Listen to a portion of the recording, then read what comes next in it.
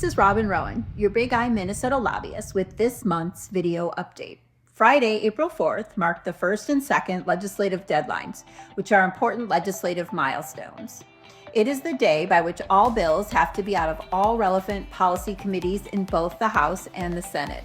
Bills that fail to clear this hurdle are considered dead for the session, or mostly dead. Bills can be resurrected by a trip to the Rules Committee. Dead bills can also pop up in omnibus policy or omnibus budget bills, or as amendments on the floor.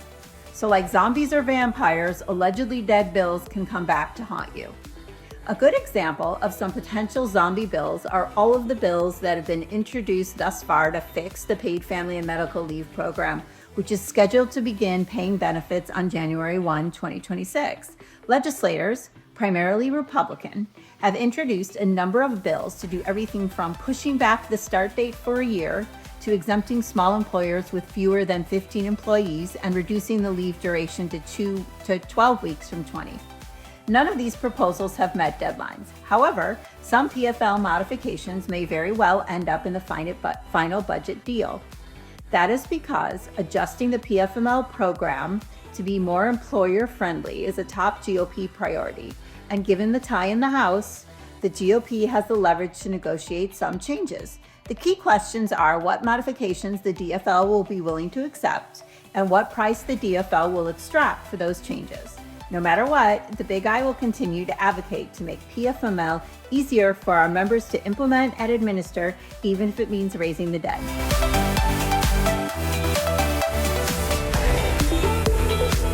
One bill that is actually dead is the so-called low-cost auto insurance or Lifeline policy program.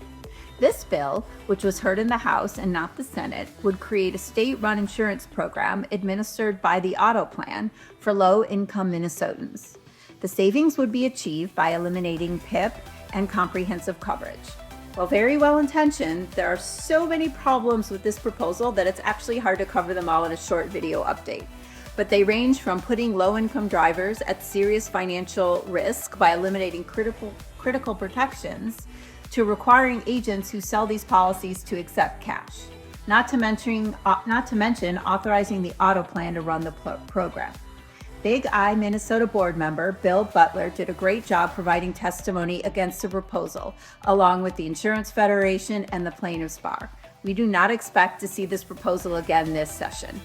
And speaking of the auto plan, the Big I is meeting with the Department of Commerce in mid-April to discuss modernizing their processes and making it easier for agents and consumers who need to use the plan. Stay tuned for further updates.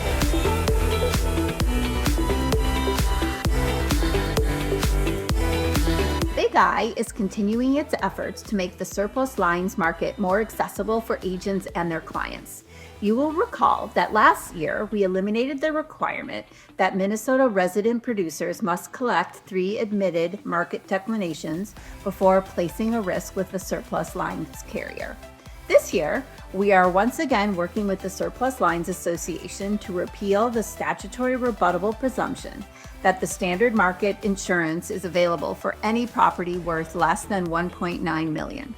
There is significant support for the proposal amongst the insurance community, but the Department of Commerce has raised concerns about first-time home buyers and lower-income purchasers entering the unregulated market.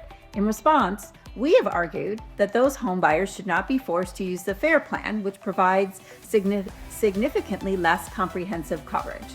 We are also arguing that independent agents are the built-in check to the surplus lines market, and they only place clients in that coverage if there are no viable standard market options available. Our goal is to include this language in a Commerce Omnibus bill to continue discussions. There will be more to come on this. Stay tuned.